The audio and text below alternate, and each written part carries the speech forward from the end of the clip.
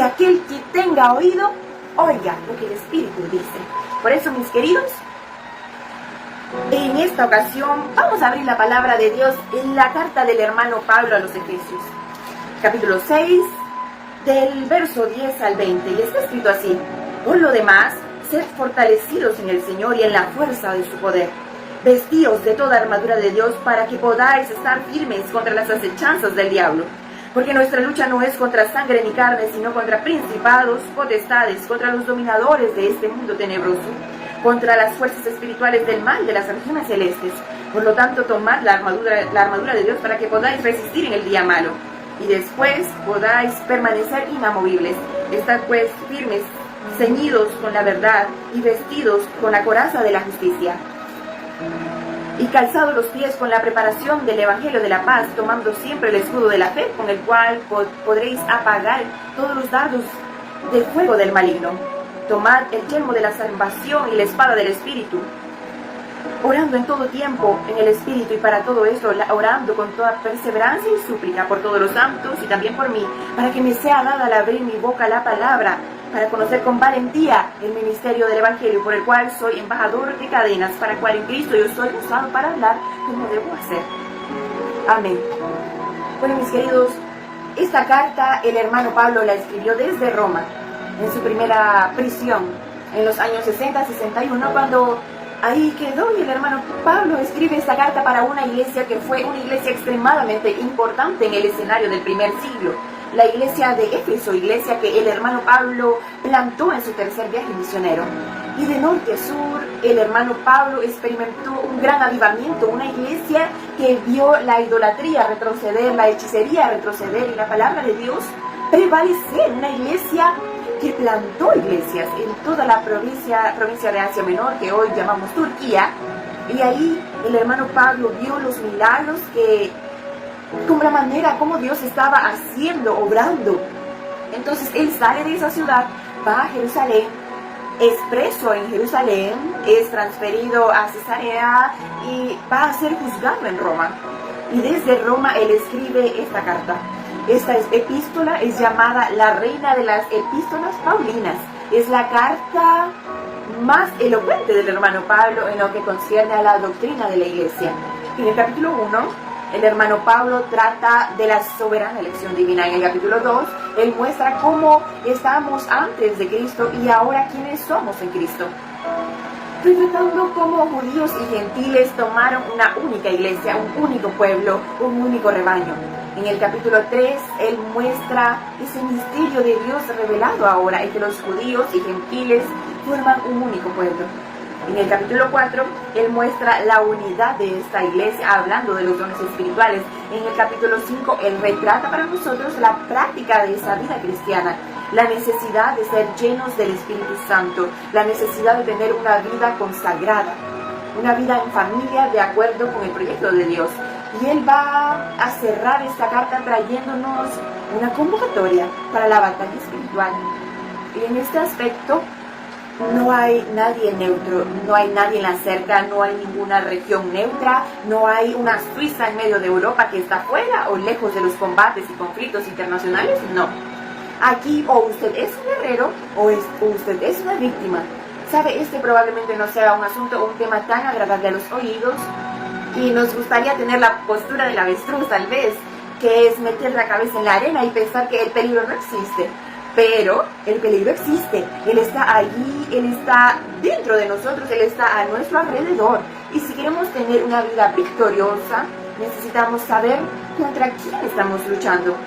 El hermano Pablo nos va a informar. La primera cosa es que si entiende esto, no puede luchar contra personas, porque personas nos hacen sufrir, claro. Las personas nos decepcionan, las personas nos hieren, más que en las circunstancias. Personas están quitando nuestra paz probablemente, nuestro sueño o incluso nuestro apetito o nuestra caminata a lo largo de la vida. Y aquí siempre habrá alguien fastidiándonos en algún momento. Va a ser como una piedra en nuestros zapatos. Sin embargo, el hermano Pedro dice así: nuestra lucha no es contra carne ni sangre. En otras palabras, nuestra guerra no es contra personas. Aun cuando consiguiera sacar de su camino a esa persona que le está incomodando en este momento, créame, aparecerá otra y luego otra. Y entonces no sirve de nada querer sacar a una persona del camino, porque lo que está detrás de esa persona muchas veces es algo que atormenta a esa persona. Es un ser espiritual que usted no puede ver y que no tiene fuerzas para enfrentar muchas veces a ese ser espiritual. No lo puede enfrentar con armas carnales. Necesitamos armas espirituales poderosas en Dios para destruir fortalezas y anular todo argumento falso o de engaño. Usted puede preguntar, bueno, si nuestra lucha no es contra personas, ¿contra quién es? Bueno, el hermano Pablo va a decir en el versículo 2 que nuestra lucha es contra principados, potestades y dominadores de este mundo tenebroso, fuerzas espirituales del mal en las regiones celestes. Lo que el hermano Pablo está diciendo es que hay una diversidad de enemigos, hay una estratificación de poder. El reino de las tinieblas es un reino organizado, es el orden del desorden. Y sabe, estamos muchas veces, hoy en día estamos acostumbrados a hablar, a mencionar acerca del crimen organizado. Y sabe, a veces el combate al crimen no es organizado, pero el crimen sí lo es. Pues bien, hay una fuerza maligna también organizada. Hay una estratificación de poder, hay comandantes y comandados. ¿Sabe? Francis Schaeffer, que fue considerado el mayor intérprete del cristianismo en el siglo pasado, cuando él comparaba nuestro mundo como... Él la comparaba como una casa de 2 pisos, y el piso de abajo es donde nosotros vivimos, donde nosotros nos vemos, hablamos, oímos, entendemos, todo, caminamos. Es este mundo aquí, es el suelo, es la tierra, digamos. Y él dice que en el piso de abajo, este es el piso de las regiones celestes. Es real, aunque usted no lo vea, es real. Interfiere en este piso de abajo y usted a veces no lo nota. Es decir, nuestra lucha es contra el piso de arriba, porque en el piso de arriba está todo el pleito, por decirlo así, todo el problema, está toda esa región celeste, todo aquello que interfiere con este piso. Es el piso de arriba el que interfiere en el piso de abajo. Nuestra lucha no es contra carne ni sangre, sino contra principados, potestades, dominadores de este mundo tenebroso, fuerzas espirituales del mal. En el versículo 11, el hermano Pablo va a traer algo muy interesante para nosotros, que él dice: vestíos de toda la armadura de Dios para poder estar firmes contra las acechanzas del diablo.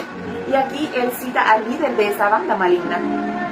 La Biblia usa varios nombres para describirlo, como diablo, Satanás, Apolión, Abadón, destructor, antigua serpiente, león que ruge, tentador, maligno, padre de la mentira, asesino, desde el principio, príncipe de la potestad del aire, Dios de este siglo. Cuando la Biblia usa esos varios nombres, muchos nombres, quiere alertarnos que ese enemigo contra el cual nosotros luchamos tiene un currículo del cual hay que tener cuidado. No entra con la cara descubierta, no piense que el enemigo es una hormiguita inofensiva. El apóstol Pablo, que era un apóstol, es decir, era el apóstol Pablo, imagínense, el gran apóstol Pablo dice: nosotros no podemos ignorar sus designios. Ahora, hay 2 peligros en esta lucha. El primero es subestimar a ese enemigo. Piense por un momento, en un escenario de guerra, no hay nada más peligroso para un comandante que está liderando un ejército en una batalla que no saber contra quién está luchando, cuántas personas son, qué tipo de armas usan, qué estrategias son las que aplican durante la batalla. Porque si usted va a ciegas sin saber eso, corre un gran riesgo de sufrir una derrota. Es una derrota inminente. Si usted no sabe contra quién está peleando, es muy difícil poder ganar la batalla, pero muy, muy difícil. Por eso, algo muy importante que nosotros muchas veces olvidamos tomar en cuenta es subestimar a ese enemigo. Porque lo primero que hacemos es subestimar al enemigo. Entonces, subestimar al enemigo es un peligro. Entrar en esta batalla sin preparación es un gran peligro. No usar las armas adecuadas es un gran peligro. Pensar que usted no enfrenta luchas y problemas y que está en una burbuja y en un invernadero es un gran peligro. Pero hay un segundo problema aquí, es cuando las personas sobreestiman a ese enemigo. Y sabe que se equivocan aquellos que, en lugar de deleitarse en el glorioso Redentor, se quedan mucho más hablando, conversando o atormentados por el enemigo. El problema de la iglesia no es la presencia del enemigo, no. El problema de la iglesia es la ausencia de Dios. Si Dios está con nosotros, si Dios es por nosotros, ¿quién será contra nosotros? Aquel que está con nosotros es mayor que aquel que está en el mundo. Entonces, si nosotros estamos con Jesús, si nosotros estamos usando las armas adecuadas, no tenemos por qué tener miedo. Es más, la Biblia en ningún momento nos manda a tener miedo del diablo, no. Nos manda a tener temor de Dios y resistir al diablo. La Biblia, entre tanto, cuando se trata de los pecados de la carne, no dice que usted tiene que resistir, no, dice que usted tiene que huir. Pero en este aspecto necesitamos tener esa postura de no sobreestimar y de no subestimar tampoco, sino de entender el cómo es esta batalla. Entonces, a veces las personas dicen así, pero ¿será que el enemigo tiene alguna capacidad de interferir en la vida de un cristiano creyente? En cierta ocasión escuché a alguien diciendo que el diablo no pasa ni cerca de su casa. Hay otro dicho ahí que dice, el diablo jamás entraría en una iglesia cristiana o en un culto. Pero cuando usted va a la palabra de Dios, nos aparece otra cosa. Otra cosa es lo que aprendemos. Por ejemplo, Jesús contó la palabra del sembrador. Recuerda una parte de la semilla cayó al borde del camino. Y ahí es donde los hombres pisan, a donde las aves vienen y comen la semilla. Y cuando Jesús interpreta eso, dice que esa ave que come la semilla es el diablo. Y cuando la palabra es predicada, Él viene y arrebata esa palabra. Él ciega el entendimiento del incrédulo. Entonces, ¿ya notó? Conoce a alguien que frecuenta la iglesia desde hace una década. Y que esa persona acude a escuchar la palabra de Dios y ya escuchó todos los mensajes, todas las canciones de la iglesia y se preparó durante décadas y el corazón no ha sido tocado. Entonces, como dice el dicho, entra por un oído y sale por el otro. Es como una piedra sobre la cual la lluvia cae y se escurre. ¿Quién es el que hurta la palabra entonces? Jesús dijo, es el diablo. Entonces, cuando usted asiste a un culto, está el ambiente de lucha espiritual, porque a veces las personas van al culto como un hábito, como una cosa más del día a día, una acción más en la rutina, una costumbre. Van por tradición familiar, porque los padres le exigen que vaya, o porque cobran, le ordenan, o porque la esposa le exige, se lo pide, o porque el marido o el esposo le exige que vaya, porque los padres exigen que vaya. Pero llega y ya está el culto, pasa el culto, luego vuelve a la casa del mismo modo, o tal vez un poco más endurecido.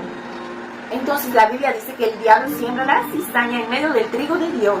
Jesús interpretó y dijo que el maligno siembra a sus hijos, a sus demonios dentro de la iglesia. Por eso Jesús dijo que la iglesia tiene trigo y tiene cizañas, es decir, tiene ovejas y también cabritos. Es decir, tiene gente que es y gente que parece ser, pero no es. Además, la Biblia habla que el diablo tiene la capacidad de oponerse al predicador. Es decir, está allá en Zacarías capítulo 3, que Josué estaba ministrando y Satanás estaba a su lado derecho para oponerse en una guerra, en una batalla.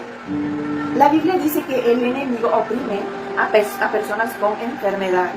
Recuerda aquella mujer con 18 años. Pasó 18 años encorvada mirando hacia el suelo. Jesús expulsa de ella un espíritu de enfermedad. Entonces, no estoy afirmando que todas las enfermedades sean del diablo, no siempre son un demonio que las pone, no es algo que pase siempre, no es regla. Afirmo que hay enfermedades que son causadas por un demonio, sí. ¿Y cómo expulsa ese demonio? Pero hay casos en los que el propio diablo oprime a una persona con enfermedad, sí, hay casos, como está en Lucas 13:10. El hermano Pablo dice en 1 Tesalonicenses 2:18 que Satanás cerró el camino y bloqueó el camino en el avance misionero. ¿Usted piensa que hay resistencia en los campos misioneros? Que no hay lucha espiritual de aquellos que están allá en la línea de frente, que es una posición, sí, hay resistencia, hay levantamiento de perseguidores y hasta de gente que va a masacrar y matar, martirizar a los cristianos y a los misioneros. Ya lo hemos visto, ya hemos escuchado noticias de esto, es algo que pasa y ocurre. Es una guerra espiritual también. y física muchas veces. Y cada vez que el Señor quiere entregar una palabra a un hijo, una hija suya, siempre hay una batalla espiritual, así como lo hubo cuando el Señor quiso mandar una respuesta al hermano Daniel. Hubo guerra espiritual. El diablo, la palabra de Dios dice que el diablo disimula pareciendo ángel de luz y esconde sus tentáculos. La Biblia dice que Él es el que intimida, Él es como un león rugiente. Y eso ya vio en esas películas o documentales a esos animales salvajes. El león ruge no solo para atrapar a la presa, sino también para espantar a la presa. Él va y atrapa. La Biblia dice que el diablo es un productor de falsas doctrinas, doctrinas de demonios, herejías. La Biblia dice que Él ciega el entendimiento de los incrédulos. Entonces, pensar que nosotros estamos en una burbuja y que no existe ese peligro, que no necesitamos preocuparnos por eso, que no debemos prepararnos para eso, no es una actitud defendible desde el punto de vista cristiano. Entonces, mire el versículo 10. ¿Qué está escrito en el verso 10? Por lo demás, sed fortalecidos en el Señor y en la fuerza de su poder. ¿Qué está diciendo el hermano Pablo? Yo no puedo entrar en esta batalla con la cara descubierta. Yo no puedo entrar en esta guerra confiando en mí mismo. Yo no puedo vencer esta batalla con mis propias fuerzas, con mis propios recursos. Yo necesito ¿de qué? Del revestimiento del poder de Dios. ¿Por qué? ¿Por qué necesito? Primero, porque ese enemigo es poderoso. Versículo 12. Nuestra lucha es contra principados, potestades, dominadores de este mundo tenebroso. Fuerzas del mal. Entonces es una lucha, y es una lucha que usted no puede vencer por sus propios méritos, por sus propios recursos, en sus propias fuerzas, no puede, en su propia capacidad no puede, en su propia inteligencia no puede. Segundo, ese enemigo no carece de poder, porque nosotros estamos luchando contra un enemigo maligno. Entonces usted va a notar conmigo en el verso 12 que él habla de dominadores de este mundo tenebroso. Cuando piensa en un mundo tenebroso, está hablando de los sótanos de la iniquidad, que representan las raíces profundas y ocultas del pecado y la maldad. Y todo esto en la vida humana, y que afecta no solo a una persona, sino a generaciones enteras, como una fuerza espiritual que trae consecuencias visibles en actitudes, comportamientos y circunstancias de la vida. Y si nosotros pudiéramos saber tan solo el 30% de lo que ocurre en el mundo, de aquello tan horrible que pasa en el mundo, como le digo, todo lo que ocurre en el sótano de la iniquidad, es decir, todo el pecado, la maldad humana, entonces nos preguntaríamos y quedaríamos perplejos a decir, ¿a qué punto llega el ser humano? ¿A qué grado de degradación puede llegar una persona? ¿Qué nivel de esclavitud pueden ser sometidas las personas? Y el hermano Pablo está hablando de un mundo que está tomado por tinieblas, que es gobernado por tinieblas, que es el imperio de las tinieblas, de la ceguera espiritual, de la opresión espiritual. El mundo yace en el maligno.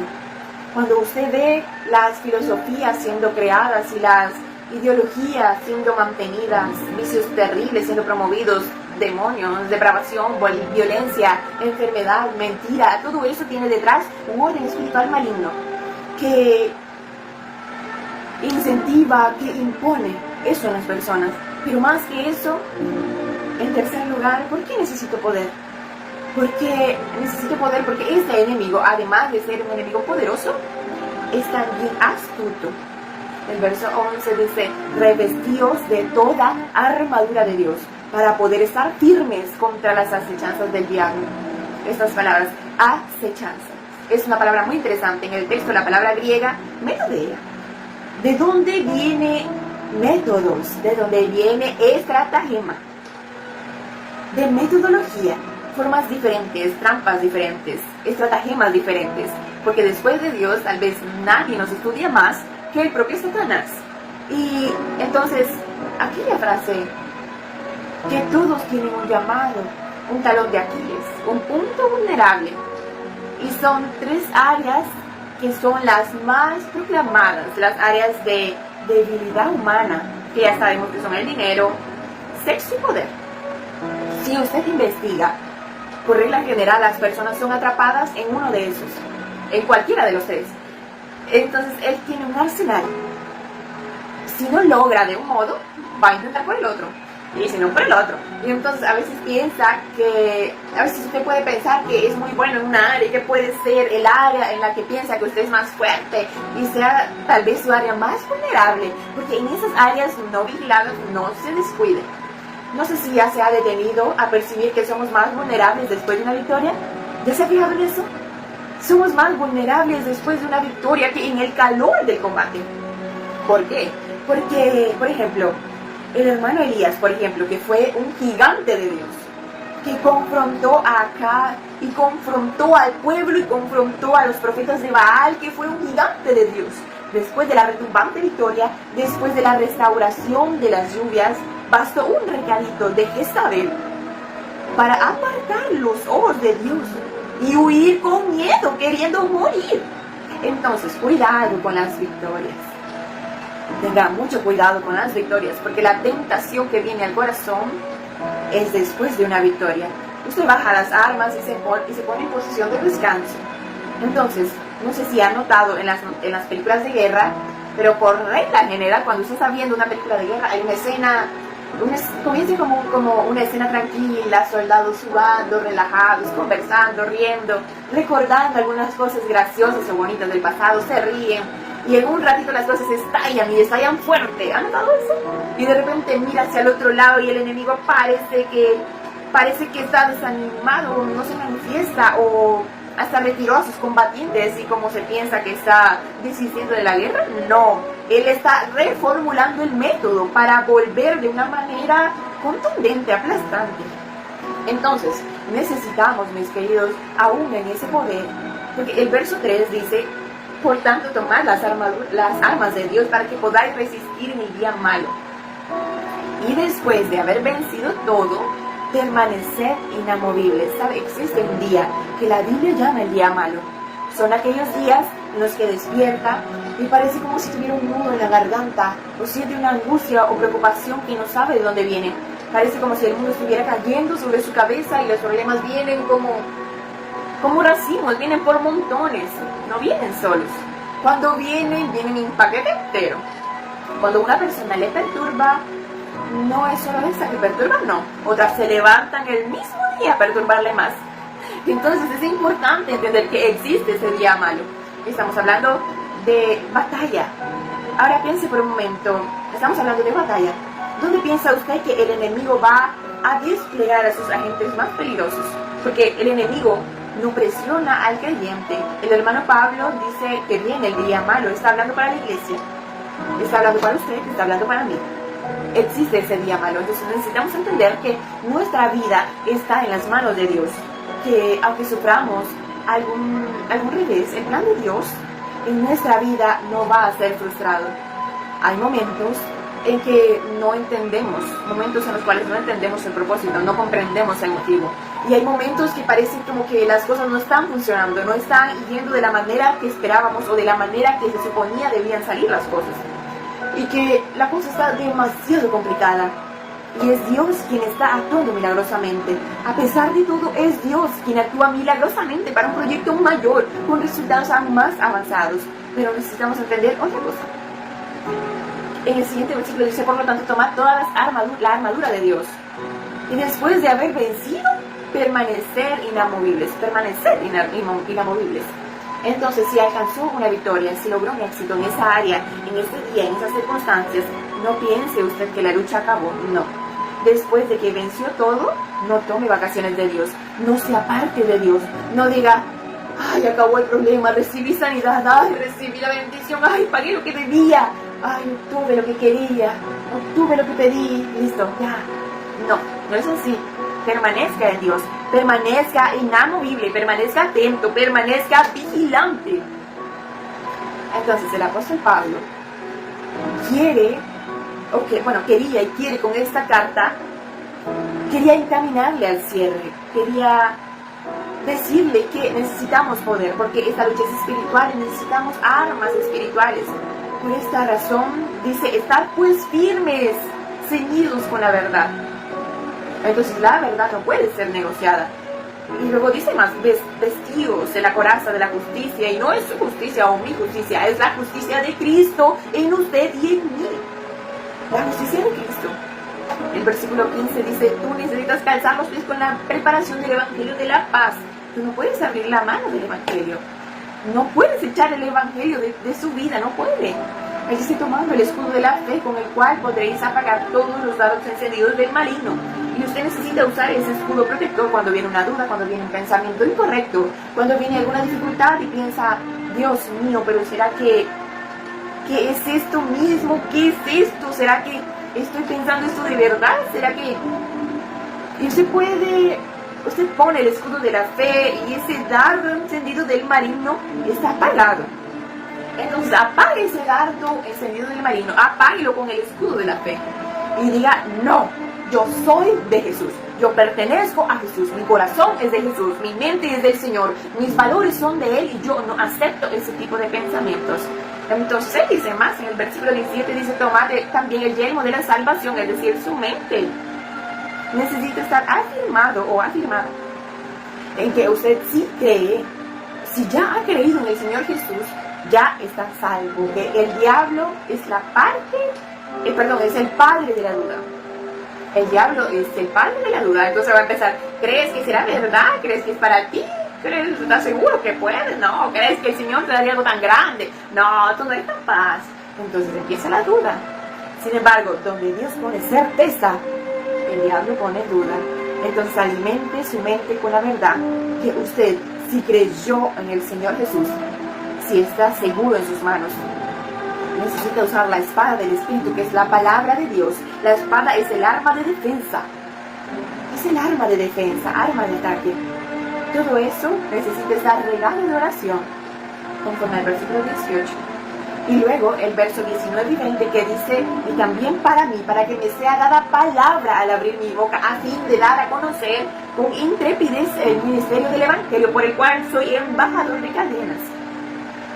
Que con denuedo hable de él como debo de hablar, es decir, con valentía. Hable del Evangelio del Señor, del ministerio del Señor. Mis queridos, si el apóstol Pablo, que era el apóstol Pablo, necesitaba intrepidez para hablar y predicar, y necesitaba valentía, entonces usted y yo. Porque no basta hablar, no basta predicar, es necesaria la intrepidez, es decir, es necesario el valor, la valentía. Y el hermano Pablo era aquel hombre que predicaba en público y en privado, cuando estaba con salud y cuando estaba enfermo, cuando estaba en prosperidad y aún cuando estaba pasando necesidad. Él predicaba en las sinagogas, en los templos, en las plazas, en las playas. Él predicaba dentro de las prisiones. Era un embajador de cadenas, y cuando ese gran varón de Dios abría la boca, el poder de Dios era manifestado, y el poder de Dios era, la gloria de Dios era revelada, los pecadores eran arrepentidos, y el pueblo de Dios era consolado, exhortado y desafiado. Necesitamos esa intrepidez para que con valor continuemos proclamando la palabra de Dios, y que Dios nos ayude, y que Dios nos bendiga. Amén. ¿Cuántos dicen amén a eso? Que Dios nos ayude, mis queridos, porque en esta batalla necesitamos estar preparados. Preparados. Solo recuérdese, como ir a un examen y no haber estudiado, ¿qué va a pasar? El resultado va a ser obvio. Pero ¿qué pasa si vamos preparados? Asimismo, en la batalla de la fe necesitamos estar preparados, ceñidos, súper armados, con todo el yelmo de la salvación, la palabra de Dios, el respaldo del Espíritu Santo, porque sabe, el diablo sabe quién usted es, sabe de lo que usted es capaz, sabe que usted sí tiene la oportunidad y la posibilidad de ir con nuestro Padre Celestial, posibilidad que Él ya perdió totalmente. Por eso está empeñado en destruirlo y anda alrededor de usted como león rugiente, intentando devorarlo, intentando romper ese muro que le imposibilita tomarlo y destruirlo. Y eso lo tiene malo, lo tiene terrible, por eso quiere destruirlo. Por eso hoy día revístase del poder de Dios, tome su arma y siga peleando, siga avanzando, siga caminando, que en Dios todo lo podemos, y con Él la vida es linda, solo con Él. De otra manera, este mundo es terrible, este mundo cada día va de mal en peor y es imposible que mejore, porque escrito está, no va a mejorar.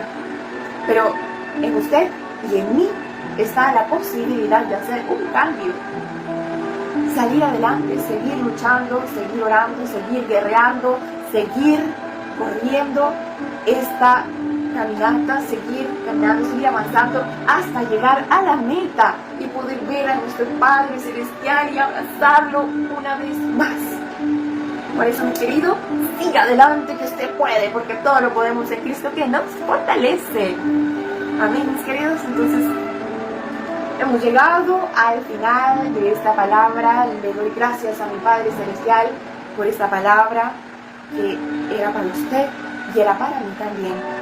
Que el Señor nos ayude a seguir adelante, que el Señor nos fortalezca siempre, que el Señor nos dé las fuerzas para levantarnos una vez más y seguir caminando. Amén.